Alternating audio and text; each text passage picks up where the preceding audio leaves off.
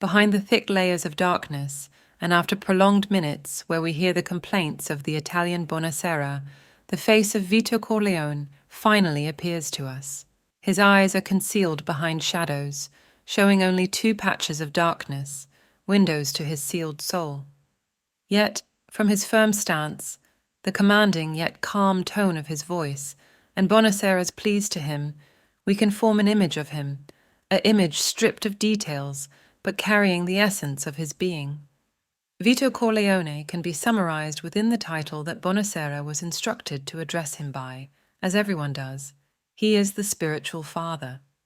In an interview about the film, Al Pacino said about the opening scene, "Here we see a man with a tragic problem, going to the spiritual father because he's the only one who will help him.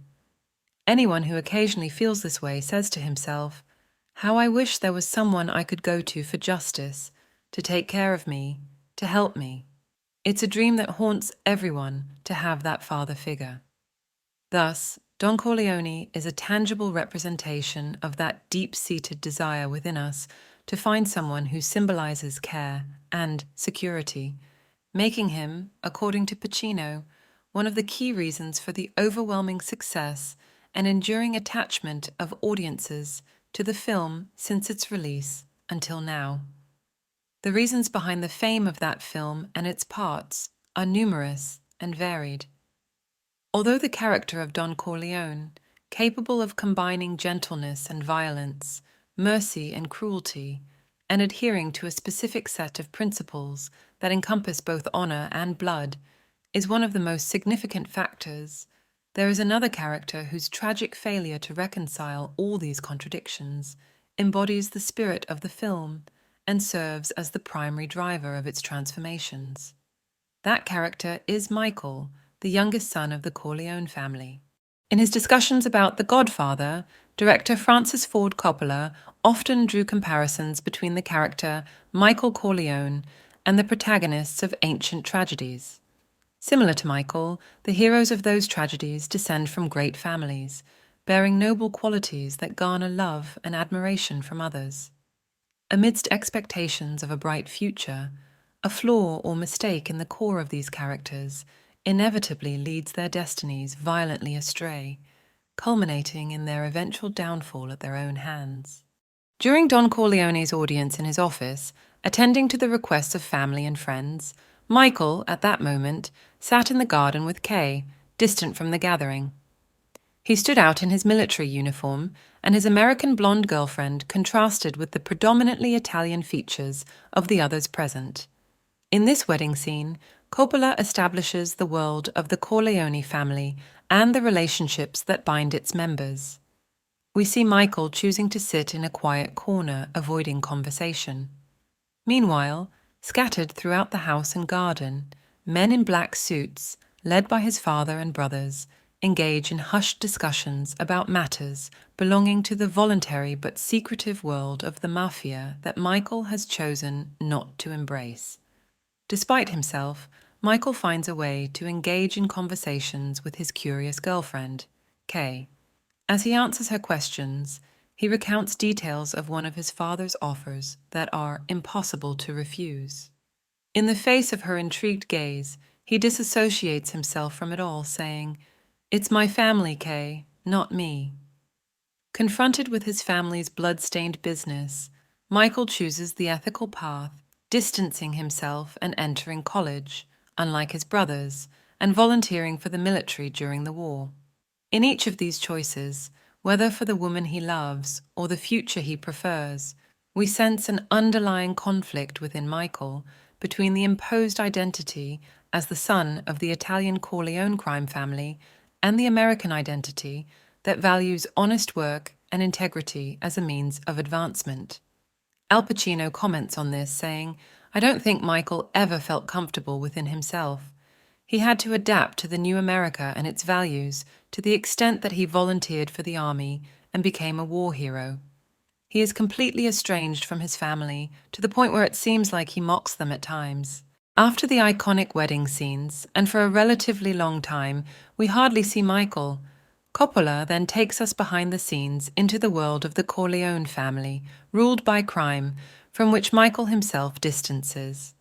However, we can easily imagine his life during that period. It wouldn't be much different from the life of any typical American young man in the 40s, a quiet and routine life with almost nothing out of the ordinary. The next time we see Michael is on Christmas night.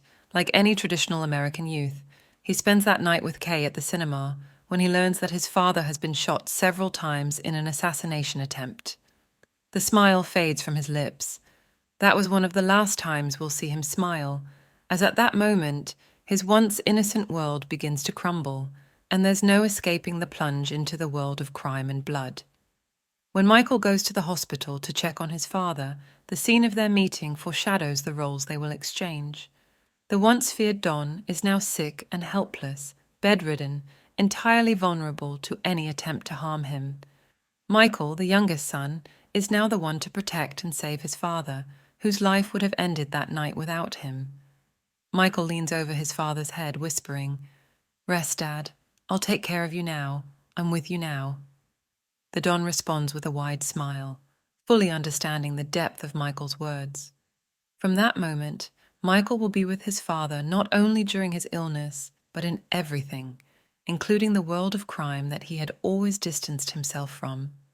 For the Don, he will stain his hands with blood. In the subsequent family meeting, as the siblings and other mafia members discuss their response to the assassination attempt, Michael, as usual, sits on the sidelines, observing the scene from a distance while Sonny and Tom Hagen argue. However, when they decide to wait and not seek revenge, he engages in the conversation. The camera shifts to him, lowering to his level as he sits surrounded by standing figures, reminiscent of the first scene with Don Corleone in his office. This visual parallel foreshadows Michael taking his father's place, and he outlines his plan to personally kill those who attempted to murder his father. The camera moves slowly on his face, transitioning from a medium shot to a close-up. The room falls silent, and only his voice is heard. Coppola deliberately focuses entirely on Michael, marking the moment when his fate begins to change forever. The bullet from his gun, piercing the heads of Soluzzo, the drug dealer, and his police captain accomplice, won't just kill them, but will also end Michael's old life, ushering in a new era, defined by violence and bloodshed. Joseph Young, the critic, notes about Michael's first crime as revenge for his father.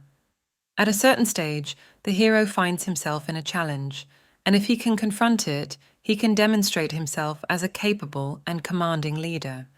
In the moment, Michael takes charge of the family. He changes himself forever, redefining it, leaving his old world behind to enter a new one. Indeed, Michael undergoes a symbolic and actual transition from one world to another.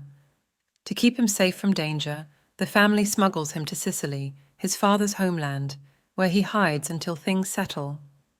There, the final stage of Michael's transformation begins, turning him from an innocent college youth into a ruthless killer without mercy.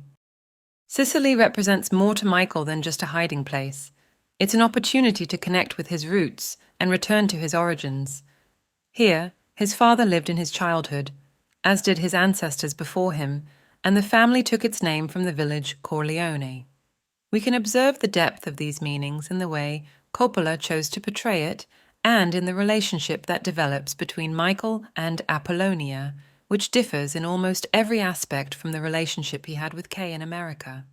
Instead of the dimly lit, enclosed rooms where the events in America unfolded, most scenes set in Sicily take place outdoors, under a vast sky, bathed in the soft glow of the sun. Faces and eyes are exposed, untouched by patches of darkness. Sicily suggests the innocence of roots, predating the worlds of corruption and crime symbolized by America.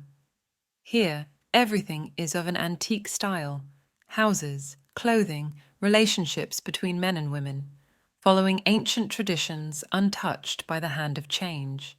Therefore, Sicily is the perfect place for Michael to absorb his old, traditional legacy, an inheritance that he had eluded in America, where his allegiance to its history and family surpassed any belonging. The essence and symbolism of the place deeply influenced the relationship between Michael and Apollonia, following traditions and old ways at every stage. Michael falls in love with her at first sight, promptly proposes to her through her father, and visits her in the presence of her family. All of this stands in stark contrast to Michael's relationship with Kay, which was enveloped in American culture. We can even view both women and Michael's relationship with them as representations of their respective cultures. Apollonia, the dark-haired, submissive country girl who accepts marriage to a man she knows nothing about and embraces him as he is, and Kay, the blonde, talkative, curious, strong-willed American who won't find happiness in marrying someone involved in criminal activities. Therefore, Michael's transition from being attached to Kay to marrying Apollonia becomes a symbol of his retreat from modern American culture and embracing his traditional heritage. Not only that, but Michael's marriage to Apollonia is the more pragmatic choice. As a future leader of the mafia, it is better for him to be coupled with a traditional woman who seeks his love and approval in all circumstances, one who won't interfere in his work or hold him accountable as any American girl might. In addition to this, Michael's stay in Sicily represents a kind of respite. Everything here is innocent and tranquil, completely removed from the world of crime in America with all its cunning and deadly schemes. It's a gentle dream, far from the harshness of reality. However, like all dreams, its expiration is swift, ending in the most gruesome way imaginable. Michael's beautiful bride dies in an explosion that was supposed to claim his life, and the criminal world quickly finds its way to Michael's innocent life in Sicily, destroying it. Now he must return once again. His oath of vengeance, marked by the blood of his wife and brother, leads him down an irreversible path. The complete transformation has occurred. Michael, the innocent young man, is dead, and Michael, the spiritual father, is born. The title of father evokes notions of compassion and protection, coupled with authority and control.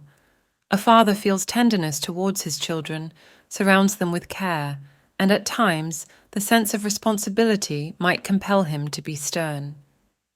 If anyone outside the family threatens their safety, he can turn that sternness into unbridled violence. Vito Corleone masterfully embodied all those meanings, whether in his relationship with his actual children or his spiritual ones. He skillfully balanced the numerous contradictions inherent in his role. However, his son, Michael Corleone, faced a tragic flaw, an inability to find equilibrium. When he chose not to involve himself in the family affairs, he completely distanced himself, opting to live a life as an honorable American citizen. Yet, when he immersed himself in the family matters and became the new spiritual father after his father's death, he transformed into the angel of death, writing the doom for all who opposed him. Indeed, the signs of Michael's impending failure and the spiritual devastation that the lust for power will bring upon him are fully apparent at the end of the first part, particularly after the death of Vito Corleone and Michael assuming his place. In a scene that has become one of the most iconic in cinema history, Coppola ingeniously intercuts between Michael baptizing his nephew as the spiritual godfather and orchestrating the murders of the 5 rival family heads. Shortly after, he proceeds to kill his sister's husband, the father of the child he was supposed to care for and protect. In this scene, Coppola adeptly highlights Michael's lack of the distinguishing qualities of his father, the ability to show mercy when bloodshed isn't necessary, and respect for family ties that outright forbid killing a family member.